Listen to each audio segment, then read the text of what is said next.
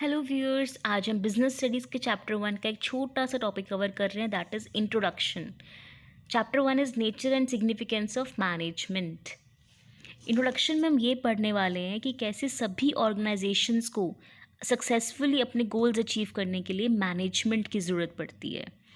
All organisations, चाहे वो बड़ी हैं चाहे छोटी हैं, चाहे वो सर्विस मोटिव की है, मतलब कि जैसे मैं आपको पढ़ा रही हूँ, डॉक्टर्स पेशेंट को ट्रीटमेंट देते हैं, ये सब सर्विस का पार्ट है जिससे कि हम टच नहीं कर सकते। मैन्युफैक्चरिंग में गुड्स आ जाते हैं जिसको हम टच कर सकते हैं। गुड्स को प्रोसेस करना, रॉ मटेरियल्स लेके आना, उनको प्रोसेस करना और फिनिश गुड्स बनाना, ये मैन्युफैक्चरिंग के अंदर आता है।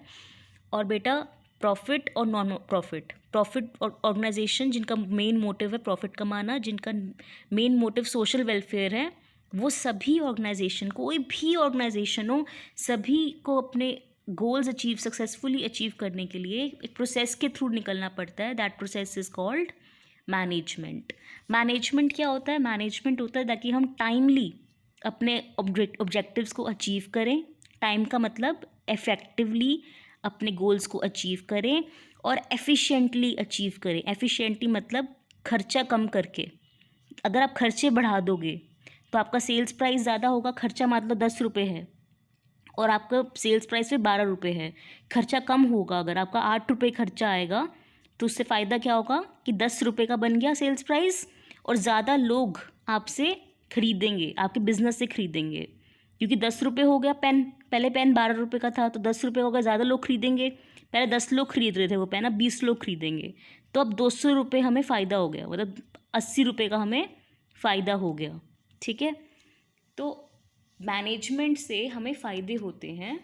हम टाइमली काम को कर पाते हैं, that is effectively, and with least cost, that is efficiently. हर कोई, चाहे आपका प्रिंसिपल हो स्कूल का, वो मैनेजमेंट कर रहा है, इफेक्टिव मैनेजमेंट, ताकि टाइम पे सारा काम हो और सब अच्छे से सिलेबस को कर पाएँ टाइमली। मदर और फादर अपना घर मैनेज कर रहे हैं कि जो किचन में सामान आ रहा है, घर में सामान आ रहा है, खर्चे ज़्यादा भी ना हो और ठीक ठाक खर्चे हों और घर भी अच्छे से मैनेज हो जाए, टाइम पे सब चीज़ें आ जाएं। बिल गेट्स माइक्रोसॉफ्ट को ऑर्गेनाइज कर रहे हैं, मैनेज कर रहे हैं। इंदिरा न्यूई पेप्सिको को इतने अच्छे से मैनेज कर रही हैं। शिव नादर HCL कंपनी को इतने अच्छे से मैनेज कर रहे हैं। तो सभी लोग, सभी मैनेजर्स अच्छे से मैनेज करते हैं अपने ऑर्गेनाइजेशन को।